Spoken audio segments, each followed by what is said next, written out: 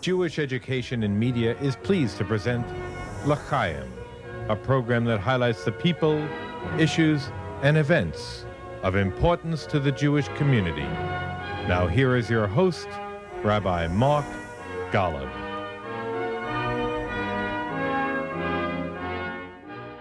I'm Mark Golub, and I'm imagining many of you, like I, enjoy movies. And very often we watch a movie and we fall in love with the characters that we see on screen.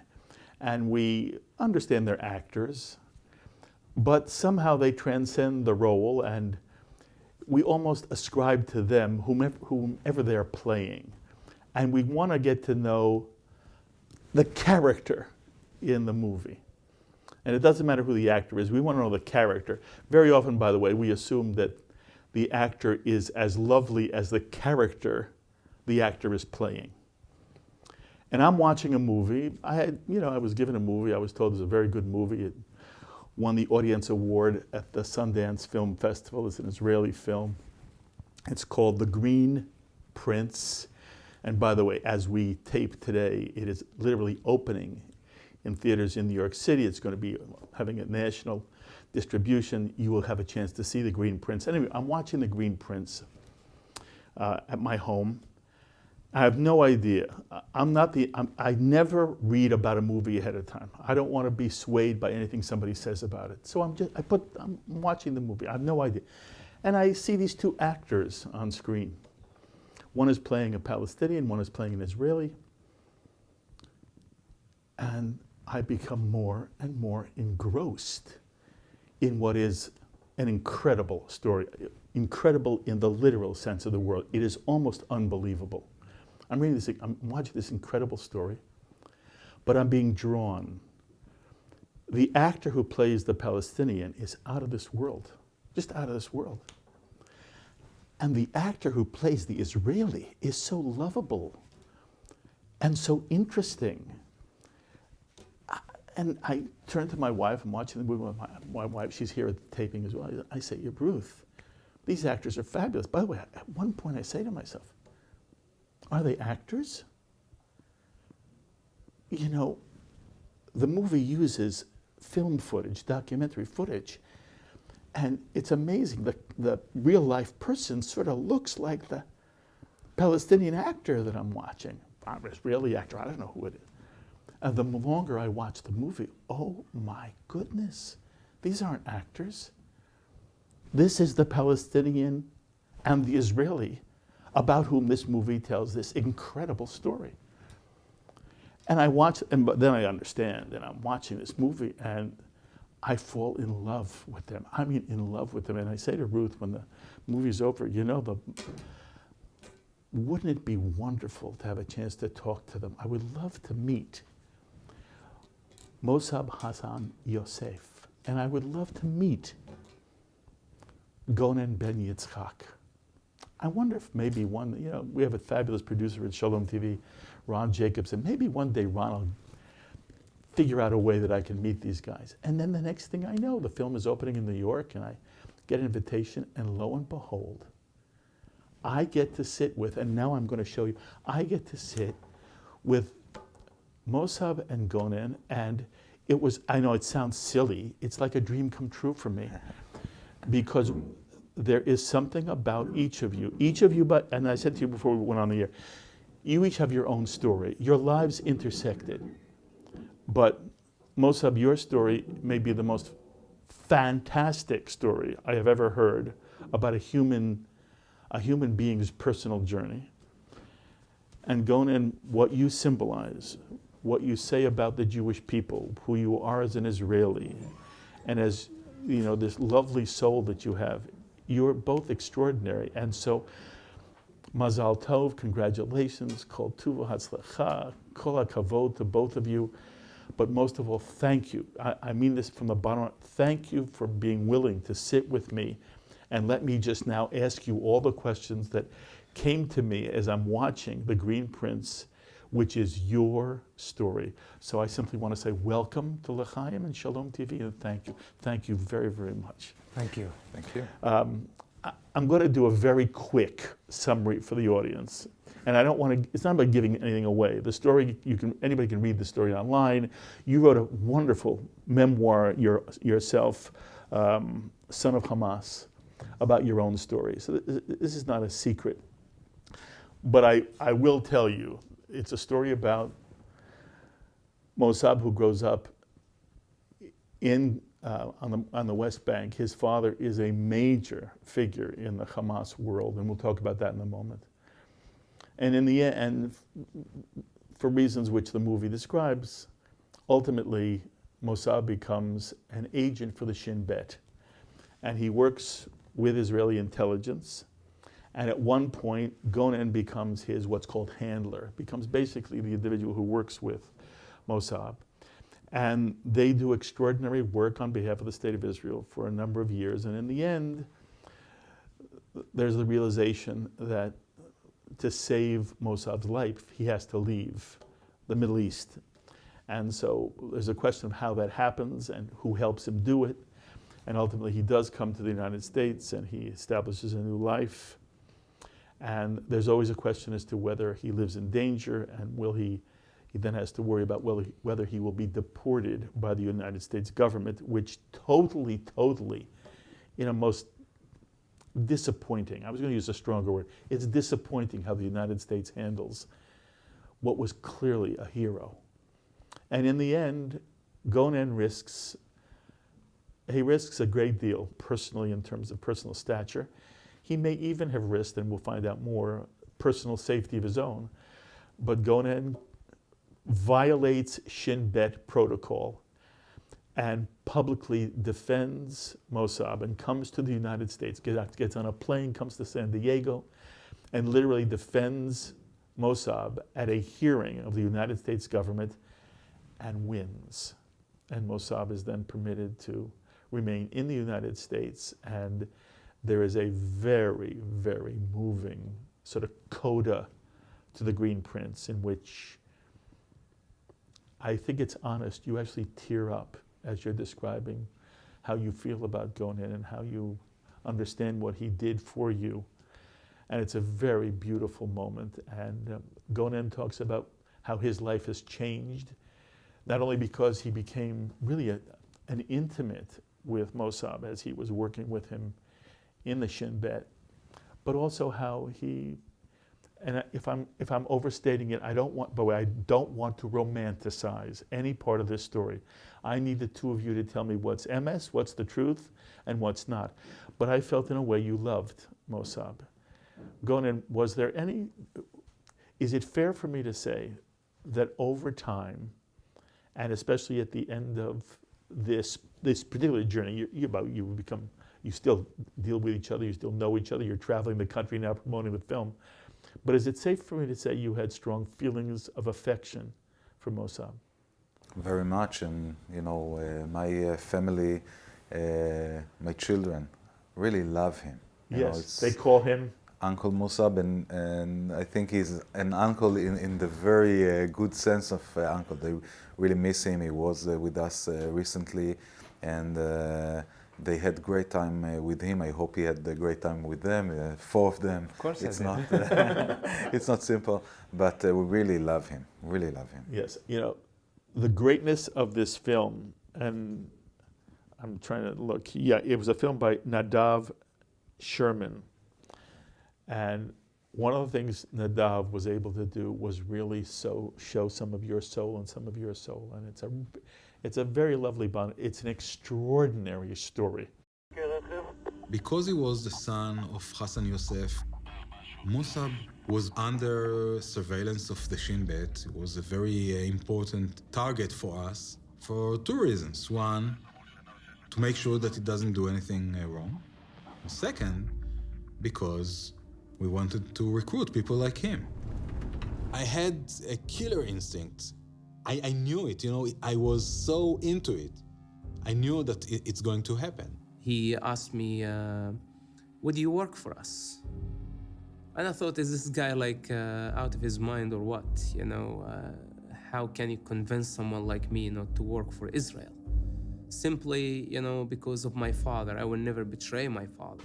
For the Shin Bet, it was like, a real achievement in the war against Hamas. It's like recruiting the son of the Israeli prime minister.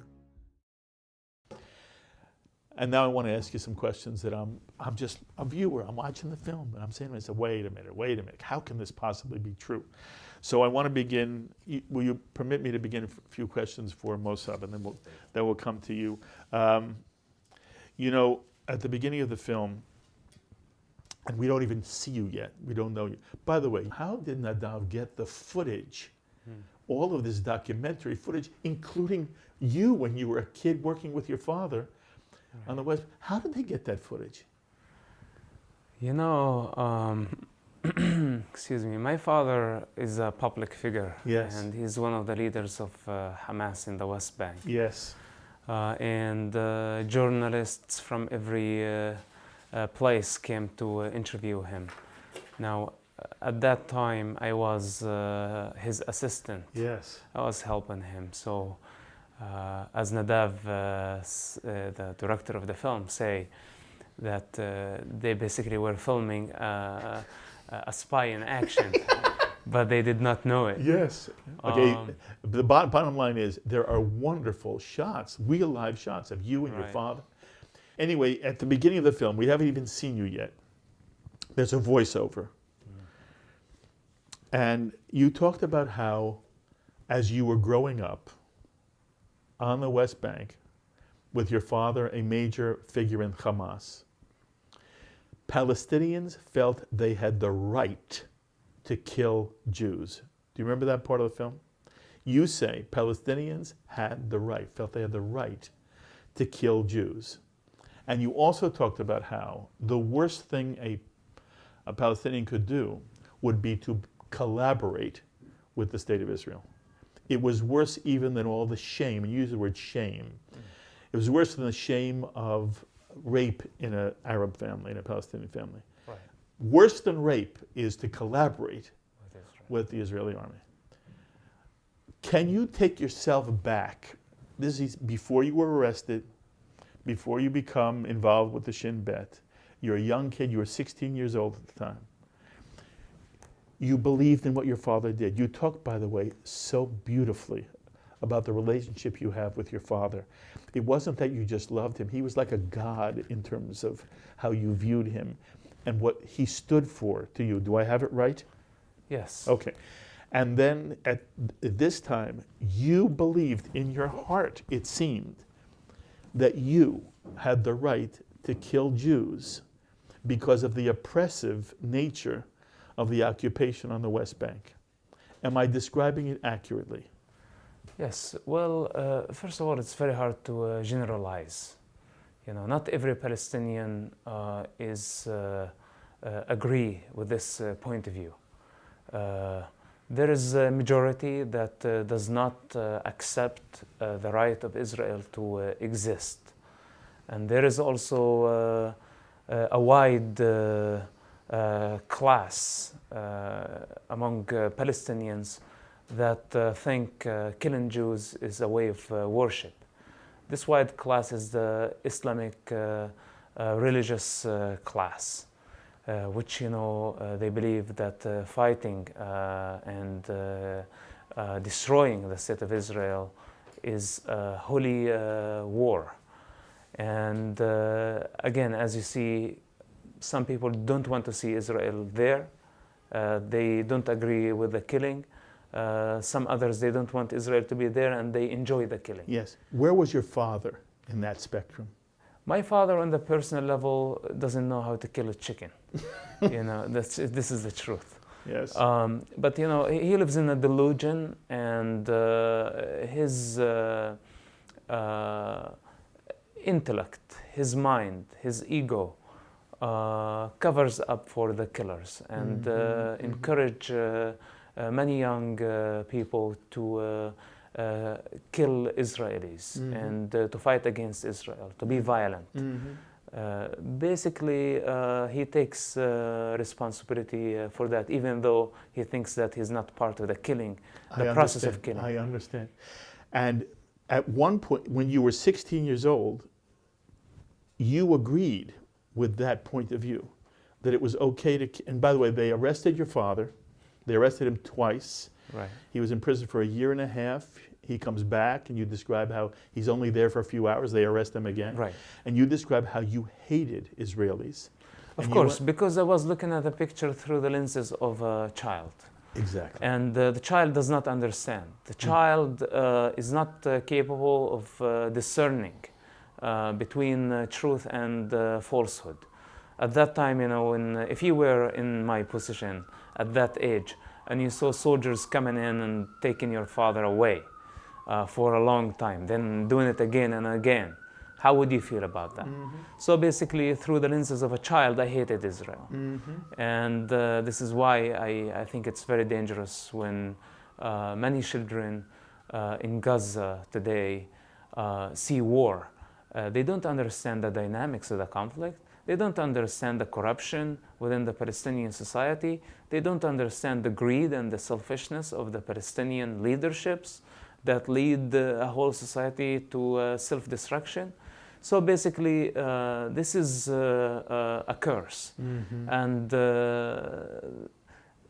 when we grow and evolve, we come to realize truth. Okay. And the moment we realize the truth, we just need to have the courage to stand for the truth. Okay. But most people don't have your courage, but we'll get to that in a minute. You're 16 years old. You go out, you get some guns, you're intending... I was 17. When 17, thank you. 17, you're going to get some guns. It's not a you're big going to difference. And lo and behold, somehow the Israeli army learns about you. You are, of course, the son of Sheikh Hassan Yousef, and they arrest you. Yes. And basically, that's where we meet you in the movie. You are playing in prison. And you make reference to things that I don't understand. I want you to help me understand. Were you tortured in prison? I was beaten by... You were beaten? Yes. On the way to prison, I was beaten by Israeli soldiers. And this is not one-of-a-kind incident, but it rarely happens because it's against Israeli army regulations. Their duty was to bring me to the interrogation center. Their duty was not to beat me. Yes, and by the way, in all fairness, you do describe that in the movie, that they hit you with a barrel of a gun. Yes. So basically, we need to differentiate between, what's legal and what's illegal. Absolutely. And in a war, some illegal things happen. On the Israeli side, there are also some extremists with narrow-minded. But this is not the majority. And those people, when they are found, they're persecuted by the Israeli law. Yes. What about when you were in prison? It's not clear in the movie. Yes. I think they played loud music. But were you ever physically tortured in the Israeli prison once you got to prison? Yes. You were? Yes. And when we say it's like physically, not as people can imagine. It was more of a mental... psychological torture. Okay. Like, for example, when you sit on a chair, handcuffed for a long, long time, I'm talking about days and nights continuously without sleeping. This is in order to put some mental pressure on you. The goal is not to enjoy torturing the prisoner physically, as people might think. And I don't blame the interrogators at that time. Israel was going through waves of suicide bombing attacks. And they thought that they had some connections to some high-profile Hamas military guys. And when there was like a wave of suicide bombing attacks in the state of Israel, the Israeli intelligence did not know who sent those suicide bombers. They needed to put pressure on people like me, with guns, and to know who gave me the guns, what's my relationship to the Hamas military wing. And again, it was not for pleasure. If I told them the truth from the first moment, and I did not want to play the tough guy, probably I did not have to go through that. So as you see, it's like this is my own struggle, and today I completely see the picture. At the time, though, it must have been very upsetting to you. Of course, Yes. of course. And frightening to you. Yes. Okay. At what point, what's the very first time some Israeli suggested to you maybe you would work with the Shin Bet? What was the first time? It was during the interrogation. It was, before you end up in prison. Yes. Okay.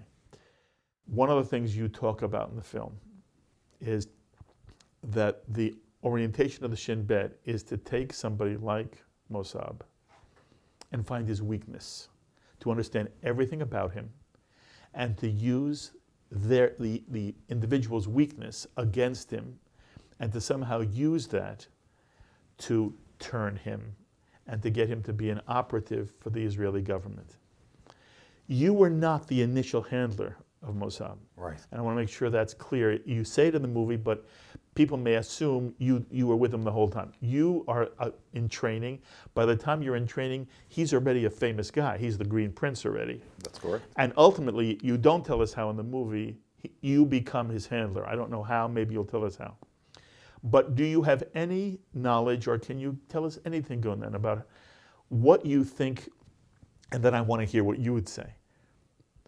What did they find?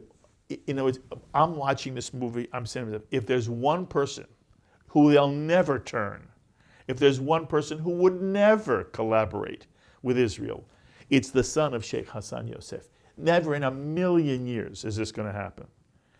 Something about the contact the initial individuals from the Israeli army and Shin Bet had with him suggested he was a candidate. Do you know anything about what they think they found or understood about Mossab that led them to even try? Unless they try for everybody, but I am surprised that he ultimately decides to work for the Shin Bet. Can you shed any light on this for us? Well, first of all, you know, when you target high, yes, you get more. Okay, so we have this. Maybe we have this Israeli chutzpah to try. In this case, I wasn't there. I wasn't his first handler. I did not recruit him. But you need to remember that this is a process. You don't make him work for Israel in the beginning. What you make him is doubt things around. I think they saw a guy that is very curious about things. And now you have an opportunity to bring him to the first meeting, which is a very crucial meeting, just to talk with and let him view a different environment to see what's it's all about. Mm-hmm. And basically what happened was that Mossab was willing to come to the first meeting. I don't think that at that point in time he meant to work for Israel, but he wanted to see what it's all about. Interesting. All right, so now you heard what Gonen says. Again, I'm asking you to go back to you're 17 years old. Can you now describe from your perspective what happens? What do you hear? What do you see from an Israeli? I know what's going to happen to you in prison, and you talk very movingly again in the movie about how some of the things Hamas is doing in prison to other prisoners troubles you enormously. But I want to know if any Israeli ever comes to you and says something to you that either puts doubt in your mind or makes you, as Gonen suggests, curious about learning more, which my instinct is one of the unusual things about you, but I don't want to put words in your mouth. How does it happen that you're open? What's the interchange that somehow sparks whatever the beginning of a process that you ultimately end up working with the Shin Bet? Yeah. You know, first of all, Israel did not have to raise doubt in my mind. Doubt was already there. When I grew up in the Palestinian society, we had all type of social problems, economical problems. We're behind and we're suffering a lot. This by itself, you ask yourself every day 1,000 questions. Why are we like this? I grew up in a family where we were taught to think like leaders, to think creatively, not to be like soldiers. Now, when I went to prison, I discovered the Hamas brutality.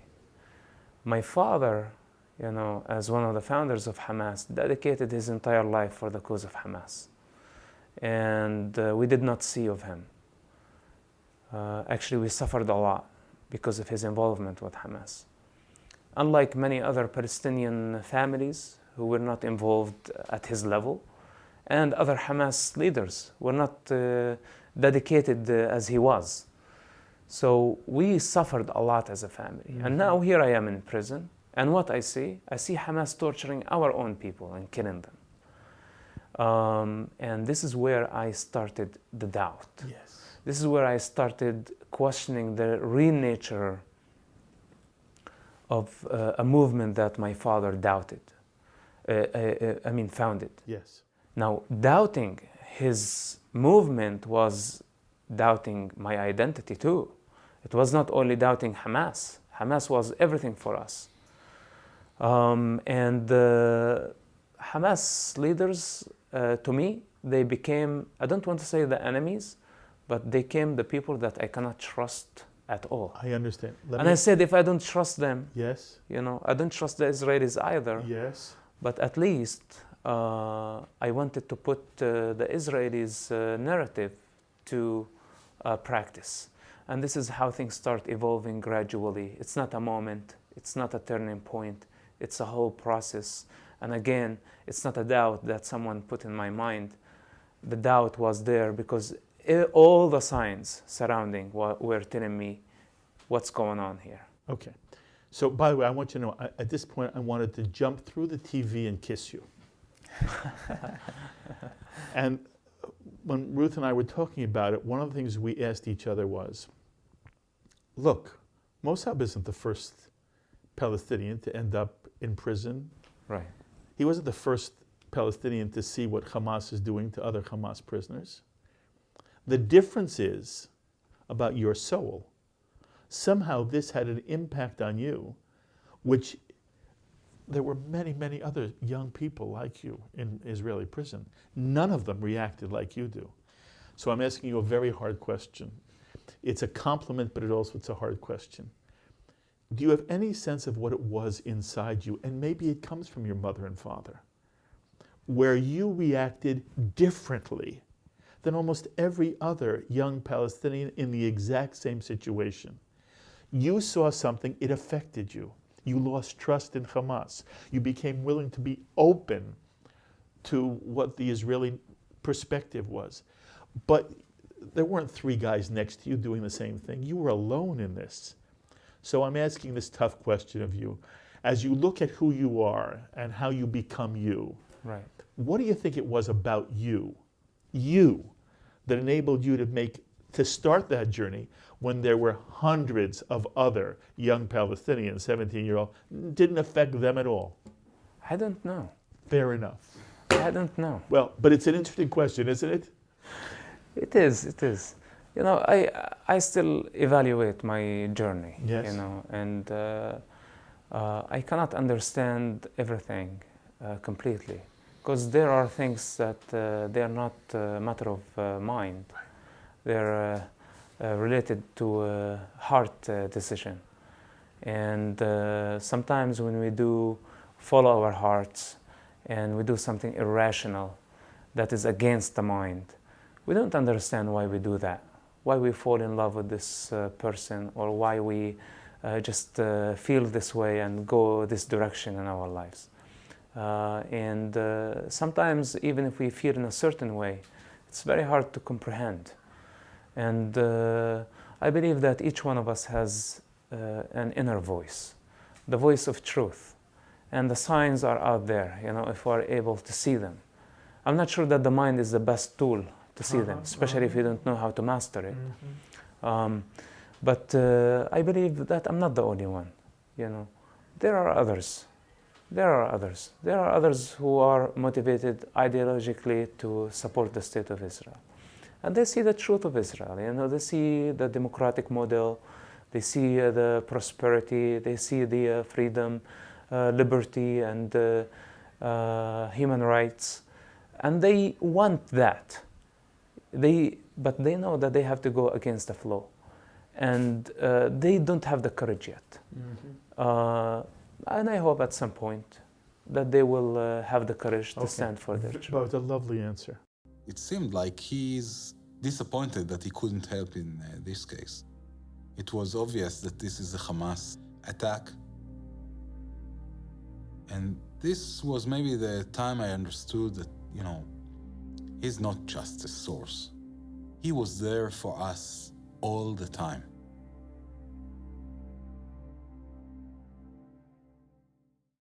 So I want to ask you something. You say at the beginning of the film that when you told your father you were going to join the Shin Bet, he told you not to do it. He told you it was dark.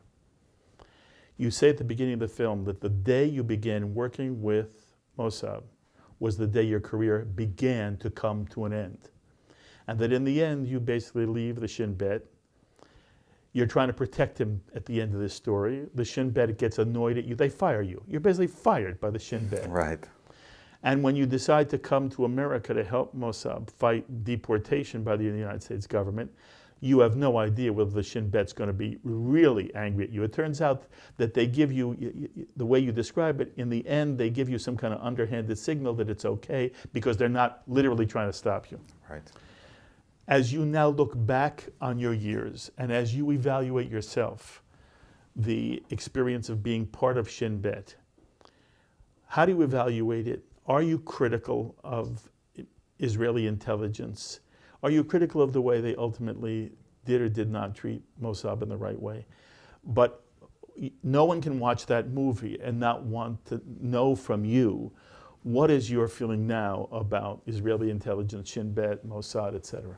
I don't have criticism for the Shin Bet. The Shin Bet eventually is an organization. Within, there are many, many, many people working hard, dedicated to saving lives, not to kill, not to arrest. They want to stop killings. This is a great organization. They work wonderful. But if you ask me about the way they treated the Mossab, yes, I do have criticism. I think that, again, for us as a society, we need to do better. We need to learn how to treat people, and I think in this case, the treatment he got was not perfect. This is, we got a great opportunity in the movie to let people in the Shin Bet look at what happened and evaluate and reevaluate the way they need to work. The deputy head of the Shin Bet came to the first screening in Israel, in Dok Aviv, with his wife. Later on, they told the people to go and watch the movie. If you ask them about me, they're not very fond of me and they don't really like me. But they do like the story, which means, we succeeded bringing the thought to their minds. And this is what we need to do. We're not heroes. We had very tough decisions to make. And I followed my heart. Mossab followed his heart. We made mistakes along the way. And it's okay, I think maybe what makes the movie strong is the fact that we don't try to hide. We bring everything on the table. Now you have the opportunity as an audience to watch, to criticize, to like whatever you like in what we did. And as an Israeli, I, of course, love Israel. And I think that what we do is right, is rightful. My grandparents were in Warsaw. This is where they got married in the ghetto. Later on, they became refugee in a refugee camp in Germany. They took their own life in their hands and reshaped their destiny. They came to Israel. They built a family after all the family in Europe was murdered. And we started a new life in Israel. I don't have regrets in that sense. But again, I think that in this case, the state of Israel needs to open door to Mossab. There is a very famous poet in Israel, Natan Yonatan. He died already. He wrote a song called Florida. And in this song he writes that home is a place where if you have to go back to this place, there is always door open for you. And I think Israel needs to open this door. Let me push you for a moment.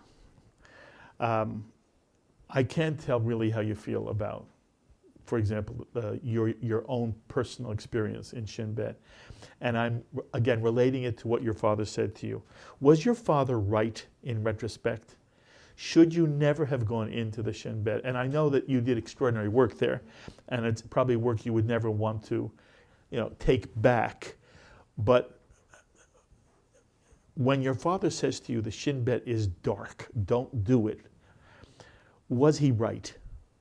It's very hard to say my father was wrong. Yes. But I think that in that sense, my father was wrong, because I think when my father talked about the Shin Bet, he referred to the Shin Bet before all the events that occurred, in the 80s with the killing of two terrorists in Gaza on the bus. The Shin Bet that I found is a Shin Bet after the Rabin assassination. This was a very liberal organization, liberal in the sense that is learning, criticizing itself. Now, nothing is perfect. And if you ask me, are there places in the Shin Bet where a change needs to be done? Yes, there are places like that. But think about an American CIA agent that has some kind of friendship with an Afghan asset, going for him to testify against the will of the CIA. Probably after a minute he will be arrested. The Shin Bet let me do it. The Shin Bet let me go on the movie, and again, they are not very fond of what I did, and they let me do it. I don't see the Shin Bet as a dark organization. I see the Shin Bet as a place of hope. Stop killing. People in the Shin Bet were very liberal in the way they looked at the Palestinian people. Now, of course, the Shin Bet, in the end, does the dirty work. The war against terrorism is not going to look nice. When I entered the homes in Ramallah, let's say you would come with a TV crew and film it. You'll see babies crying, terrified by the soldiers, the special force that enters the home. But let's not forget, I went to arrest people that wanted to go on a bus and blew people up, in the bus and murder hundreds of people, innocent people. This is what we did. In our world, Facebook, Instagram, Twitter, you see everything, after a minute, and it can look very ugly. But the war against terrorism is ugly. How do you go to fight the Islamic State? They are beheading people. They kill, they massacre. They make a massacre in Iraq, in Syria. How are you going to fight it? It's not going to look nice. Israel is a great state. You know that even the greatest terrorists have the chance to go to court, to appeal. I want to appeal against Hamas in the Palestinian Authority. How do I do it? I can't. This is the difference between Israel and between this entity. Mm-hmm. What is your own sense? You've heard, as you're sitting right here, Mossab tell me his story, but you've heard the story before. And you hear me say to him, are you, in essence, I'm saying to him, you're not typical of Palestinians at 16 and 17, let alone older Palestinians. From your perspective, what's the level of frustration you have about the extent to which Mossab's perspective is not one that reflects not even a significant portion of the Palestinian people? Very much, because I see and I know so many Palestinians, and I know how we are so much alike. Our dreams are alike. Are they? Yes, basically and generally, yes. But from the other hand, they are captivated by lies and by many mistakes, and they make those mistakes again and again. I'll give you just a simple example. My father-in-law is a professor in Ben Gurion University. Today, most Palestinians boycott the Israeli universities. Now you ask yourself, what scientific achievement they had in the Palestinian Authority to have the power to say we boycott any relationship with any Israeli university. Now, why they boycott, they make this boycott? Because they don't want normalization with Israel. They don't want normalization. So they prefer living in poverty, raising children into poverty and violence because of normalization. This is insane. This is insane. Their ideology is insane. And I think it's tragedy because we are so alike. And the potential of our region to be successful is so big. You know, we have the sea, the sea, the beaches, the historical places. Everything is just perfect, except this ideology that drives actually today all the Middle East into bloodshed. Gonen, do you hate Palestinians? Of course not. Of course not. But it's not simply no, it's of course not. It's of course not. You know, when you say Palestinians, when I was working with Palestinians, some of my, all of my assets were Palestinians. The fact that they are Palestinians meant nothing. Nothing. Mossab, when he was 5, like other children, went to the mosque. In the mosque, they told him that Jews are the children of pigs and monkeys. You need to kill them. You need to perform jihad, to commit suicide in order to get to heaven. I don't teach my children this, and I don't think there is even one Israeli that teaches his children this way. This is a real problem. Education in the West Bank is a real problem. It's a poison. They start to drink when they are young, and later on it's very hard to change it. This is why I told you, of course not, because I teach my children songs about peace. This is not what they hear. You know, during the last operation in Gaza, the Gaza war, I was on my way to a TV studio in Israel, and it was late at night. I started to listen the Voice of Palestine. This is, by the way, a radio station that is a PA, Palestinian Authority, not exactly. Hamas. Right. They brought some news and then songs. All the songs were hate songs about Israel, about children that are shot in their heads. It was just unbelievable. The amount of poison they get even, you know, over the radio. So I don't hate Palestinians. I think we have a future together, not because we want, because this is the situation. This is the reality, and they need to get it. Mm-hmm. But when was the first time you actually met Mossab? The first time was when I just started my career as a handler in 1998. And in my imagination, I thought about Hamas, you know, to see a monster. So I'm walking into the safe house where we met the Green Prince, waiting to see a monster. Where is the safe house? On which side of the green line? Somewhere. Okay. All right, fair enough. Somewhere. And then I see the Green Prince. And instead of seeing a monster, I see a young guy with glasses. He had glasses that time, with a haircut like Harry Potter. Now, I didn't know at that point that he's a real magician. In what he did, he was a magician. But he wasn't this monster that I expected to see. Later on, I saw how brilliant he is. He is brilliant. He is brilliant. His understanding of intelligence, understanding of connecting dots that for us were a puzzle, and he had the ability to put a picture together. It was really amazing. And, you know, he never thinks about himself as a hero, but he saved so many lives. It was really remarkable what he did. Mm-hmm. When you talk about the difference, well, on the one hand, you say that you feel there's an enormous kinship between Palestinians and Israelis. And then you do describe the extent to which incitement and hate is institutionalized in the Palestinian world. It's the Palestinian Authority radio, it's Palestinian Authority television, it's the Palestinian Authority website, which celebrates Hamas kidnapping 3 Israeli teens and then killing them. This isn't, you know, some right-wing crazy little group inside the Palestinian world. This is mainstream Palestinian. As an Israeli, You're a father, you're a husband, father. How many children? 4. 4 children.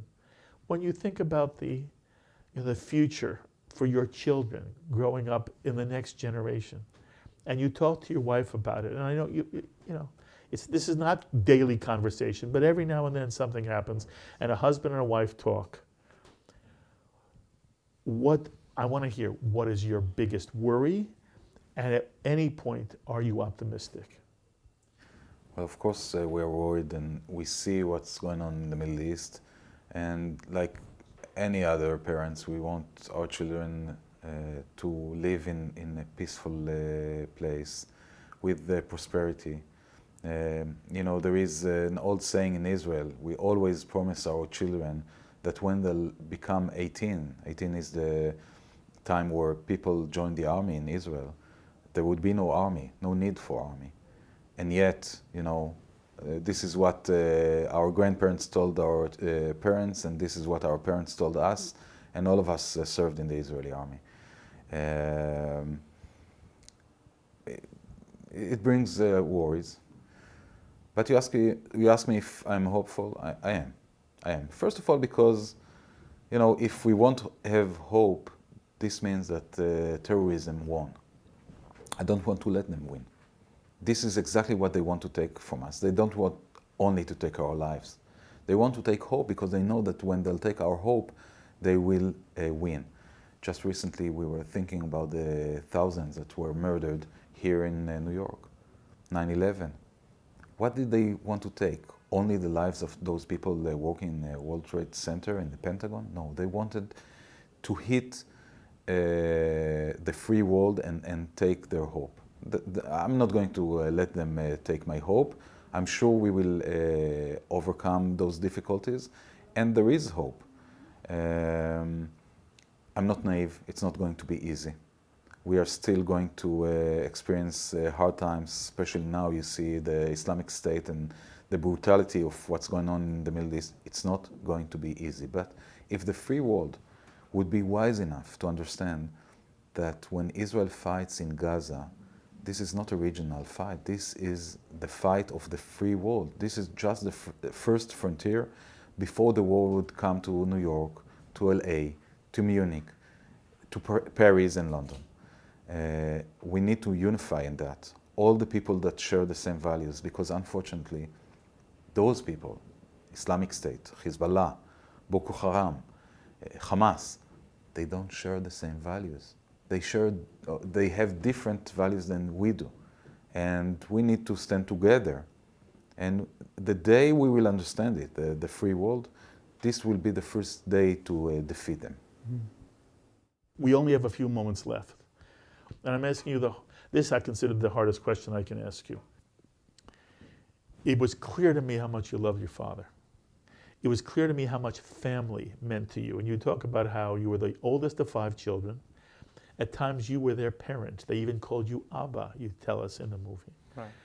And you describe at the very end of the movie, ultimately they're going to arrest your father and you in some way to protect you, and in some way you want to protect your father as well. And then I say to myself, here's a son who adored his father. And then I want to say this as starkly as I can. You betrayed your father. You betrayed your father in every single way.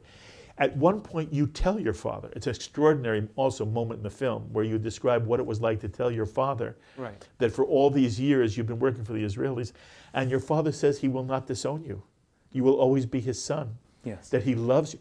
It was extraordinary. Again, there are so many cliches that Jews have about Arabs and Palestinians, and that Palestinians have about Israelis. One of the exciting things about this movie, which is why I hope many people see it, it breaks, doesn't it, Gonen? It breaks so many cliches. And one of the cliches is, if you ever were to tell your father that you worked for the Israelis, he would disown you, he'd try to kill you. And here he says to you, you'll always be my son. And it's a very beautiful part of the movie. I don't know if you can understand how moving it is from a Jewish perspective to have you describe, after betraying your father to the Israeli for 10 years, was it? Something like that? Right. That ultimately your father says, you'll always be my son. But I do want to understand, How does a son who loves his father so much, who considered him to be not God, but representing God, you spent years working against Hamas, working against what your father was, giving the Israeli Shin Bet and the Israeli government secrets and information that enabled them to basically thwart some of the things your father was trying to do. How do you deal with that inside as a son who loves his father, that you did this to your father? Right. In his eyes, he sees it as betrayal. And I don't blame him if he thinks that way. I don't blame the people who think that way as well. For me, I did not betray him as a person. As a person, he basically didn't know what he was doing. He was very limited to his mind, very limited to his intellectualizations. He's limited to his theory or theories. This is what I betrayed. Mm-hmm. Betrayal usually, again, it depends on your definition of what betrayal is. Because if somebody came and for selfish, short-term desires or interest went and harm other being, just for greed or any selfish desire, this is maybe a close to betrayal. But when you give up your comfort, when you give up everything that you have to protect someone from their own mind, from their own ego, and you do the impossible to keep them alive, to give them just one more chance because you love them. If they want to consider this betrayal, it's their problem. If I was not in the picture, my father would have been assassinated 10 times in a row. Not only him, many other, even Hamas terrorists. I refused that they get killed. Instead, we send them to prison. Even the ones that who were even bitter enemies. I did not want that fight to be a personal fight. And I know that my motive was not personal or selfish. I saw that the separation that they have, they're divided. On the personal level, they're just human beings struggling in their daily life. But the ideology that they carry, the theory that they believe in, is very dangerous. That is taking them slowly to self-destruction. Now, my father did not have my experience. I took a risk. I sat down with the Israelis. We had coffee. We talked about life. And I saw their struggle as well. And I have Christian friends. I went to the church. I read the Bible, the New Testament, the Old Testament. I studied Buddhism, Hinduism, other religions. And I opened my mind to many other things, which, his truth became very obvious to me. And I knew his struggle. Unfortunately, I could not show him my reality. Now, when you evolve consciously, and this is not about how old you are, and you become superior to people who live in lower states of conscious, even if it was your father and your family, you have responsibility towards them. But in the meantime, you don't allow them to drown you with them. My father was going to certain death, and he's taken an entire region to death. By saving his life, I gave him another chance to rethink, to evaluate his life. And in my opinion, that this is not a betrayal. Mm-hmm. I believe that this is love. This is what love is. That's very, very beautiful. Did you ever doubt yourself during these 10 years? Did you ever say to yourself, maybe I'm not doing the right thing? Maybe I am betraying my father? Yes. Basically, it's not doubting myself. This is where I doubt. And this is one of the tools that brought me to this place. I doubt my mind. And my mind is deceptive. I think my mind could be my worst enemy. Now, transcending the mind is a necessity for evolution, for growth, and for maturity. So basically, our vision, our perception, our interpretation of things changes. And as long as it's transforming, as long as we are growing, we have to doubt. We have to doubt not others. We have to doubt our own mind and transcend it all the time. So now, during working with the Shin Bet, I doubted myself. I was like, I could be just doing the wrong thing. But I always ask myself, how could I go wrong by saving a human life? How could that be wrong? And that was the fuel. I was not working for a political party. I was not working for a government. I was not working for intelligence agency anymore. For me, I was working for humanity. I was working for the divine and the life in each one. And this is what made me safe all the time. Doesn't matter who I was collaborating with. Okay. You are both heroes, by the way. You are both. Giborei Olam, just fabulous, fabulous people. Thank you. I could talk to you for hours, and maybe we'll have another time to continue. Incidentally, one word, yes or no. Will there be peace between Israel and the Palestinians? You're not sure? Hopefully. I share the same hope, I think. I wish you both kol tuv v'hatzlacha. I am so grateful for the time. You have done fabulous work for all of us. Kol tuv, all me the best. And again, if I ever have a chance to sit with you again, I'll be very glad to do so. We'll be glad. My conversation with Mossab Hassan Yousef and Gonen Ben Ytizkah, who are both featured. They're the stars of the movie The Green Prince, put out by Music Box. And I want to thank Ron Jacobson, our producer, for making this edition of L'Chaim possible. Also to Christine at Susan Norgate Film Productions, who has been so kind to let us come into their office and set up this interview and make sure that I got to speak with Mosab and to Gonen. So thanks to all those who made this program possible. As always, first of all, I really hope you see The Green Prince, and I hope that after seeing Mosab and Gonen, you want to. But it's a very unusual film that, on the one hand, is a documentary with footage, file footage that's extraordinary. But also you get to meet these two remarkable human beings. And they do say something about the future, not only of Israel and the Middle East, but they say something about the future of the world, I believe. So it's a very important film. As always, I invite you to be in touch with me with any thoughts or comments you may have to any of the ideas expressed on this edition of L'Chaim. Please email me, write me, post on our Facebook wall, tweet me. I look forward to hearing from you. Until the next time, I'm Mark Golub. L'Chaim, my friends, to life.